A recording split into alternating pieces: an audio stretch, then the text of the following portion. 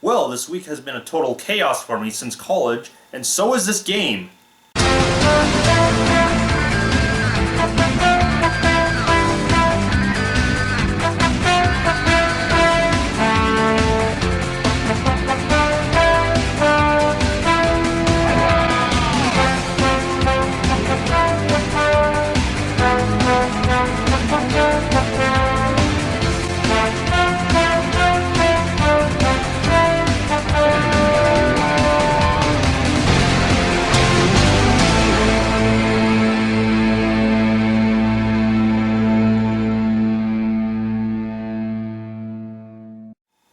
Chaos Field for the Nintendo GameCube.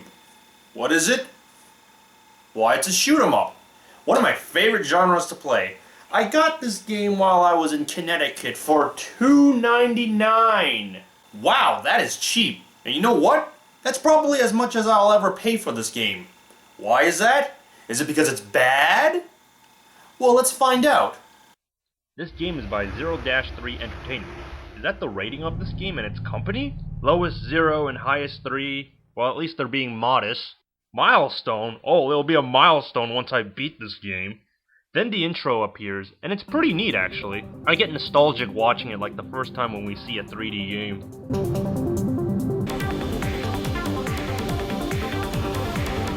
Hey, is that ship a transformed Famicom? Cool. Then we go into Enlightenment and BAM! Chaos Field. Let's play. Anyways, most wouldn't think too deeply into this because it's not too important, but the main menu is very bland. Other shoot-em-ups have something visually nice to look at. In fact, why didn't they use that title screen as the main screen? It would have looked better.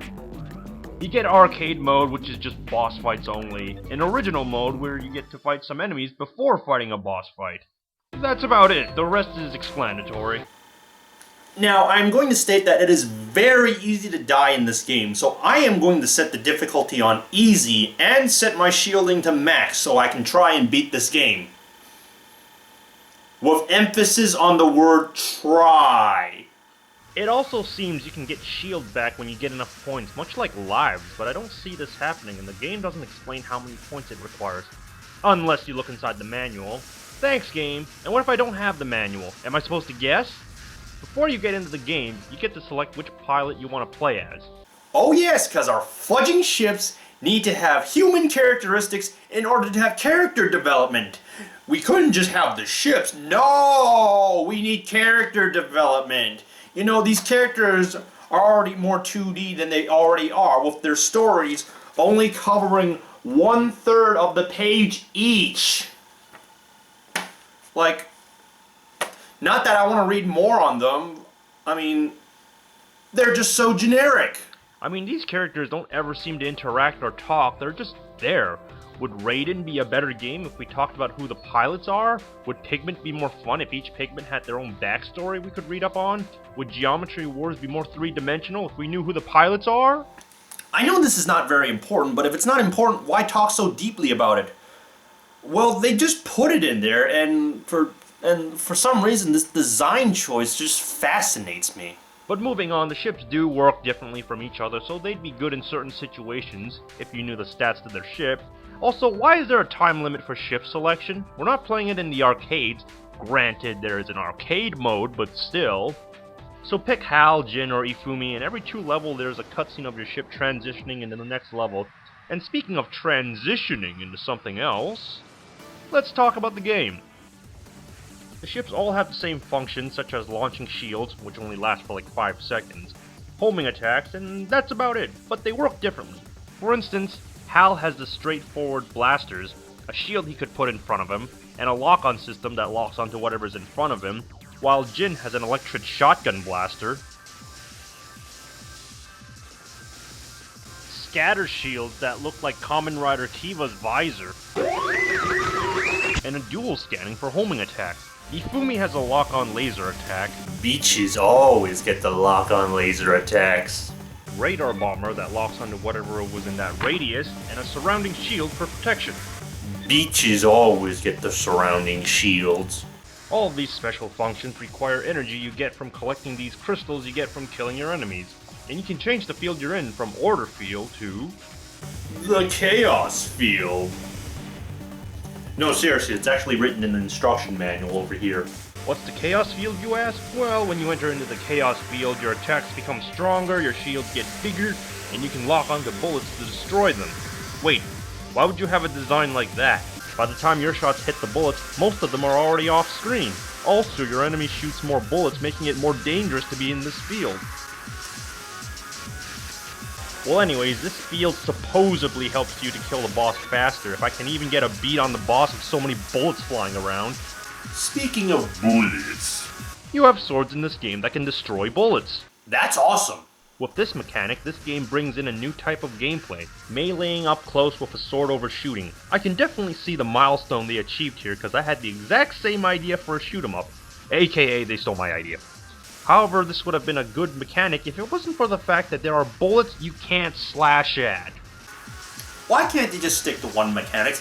Either let us slash all the bullets that the enemy throws at us, except for laser beams, because that makes sense, or just not let us slash any bullets at all. In fact, don't even put the swords in if you're gonna have a point where the bullets are unslashable, if that's even a word.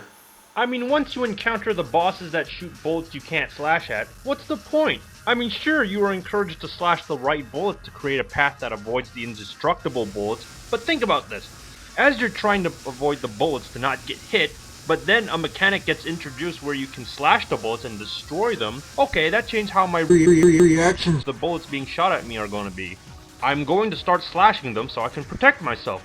Cool, let's start doing that. But then soon later on, because this game is short, you encounter enemies that shoot bullets you can't slash, then you go back to dodging bullets.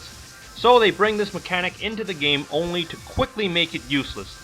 I mean, before the indestructible bullets appeared, I was cleverly using the swords to slash the bullets and shooting afterwards. But later, when they get introduced, I start using it less because it doesn't work as well anymore. Plus, I can't safely get close to the enemies to slash them once that bullet type pops up. It just becomes a suicide. Well, there goes that great idea.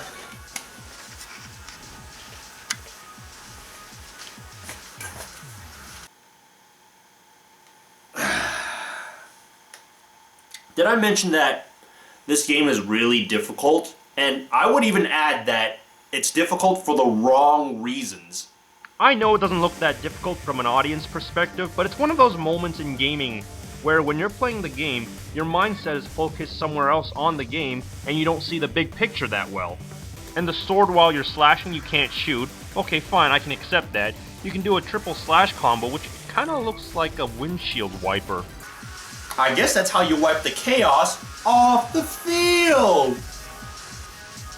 Don't think too hard about it, that joke didn't make any sense. Anyways, after slashing, you can't immediately start shooting again, which sucks, and sometimes there's so many bullets on the screen, all I can do is slash to stay alive. Every time you die, you can either continue with the same character or switch to someone else, and if you do the latter, then the game freezes for a bit before it loads the ship. Weird. Well, I can't get any farther past level 4. You have limited continues, and I'm not sure if it does what Ikaruga does where you can earn more continues. Speaking of Ikaruga, you can actually wait out the boss till time runs out without fighting, but forget that, I ain't playing this game again. Oh, I'm sure there's like an ending where, depending on which character you use to finish the final boss, you'll get that character's ending, but good fudging luck if I ever find that out. Music sounds okay. I almost completely forgot to comment on that because it's just okay, just like the graphics, which are like Dreamcast graphics. There's one big glaring issue I have with the game. Where is 2-player? What the fudge? Every shoot 'em up, or at least every good shoot 'em up, has a 2-player mode. I mean, even Silver Surfer has a 2-player mode, and as overrated as I think Ikaruga is, at least it has 2 players, but Chaos Field doesn't have that schmick. Why? You know what having 2 players would do? Make the game easier to beat. The cover even has 2 ships flying, so it gives the impression that there's a 2-player mode. But nope, even the back of the box clarifies that this is a single-player game only. I mean, it's like Super Buster Bros. There's 2 characters on the screen, but it's only a single-player game. Why? Remember Castle of Shigigami? I now have a different opinion of that. That was more fun and beatable and more replayable. Also, this one description on the back confuses me. Attacks include beam weapons, missiles, shields, swords, special attacks. Wait a minute. You've got beams that shoot, missiles that lock on, shields you throw out, swords you slash with, and there's a special attack? There's a special attack I don't know about?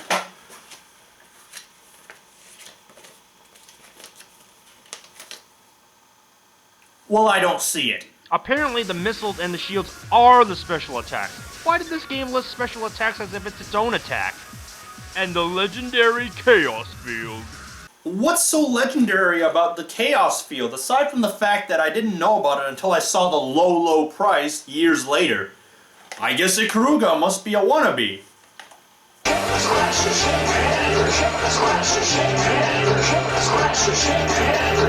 So, in conclusion, Chaos Field is not a bad game. It's a really short game that's also really easy to die in. And you see, over here, they sell the game for about $15 and more, which, in my opinion, isn't worth the price, but I am glad that I only paid $3 for it. But if I paid any higher than that, I wouldn't be able to refund it because I bought it when I was in Connecticut.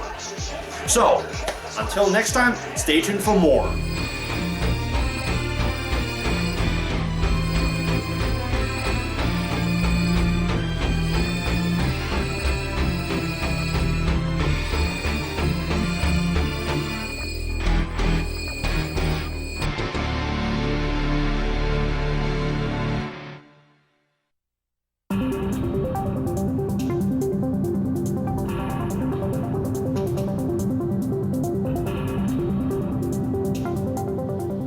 Why?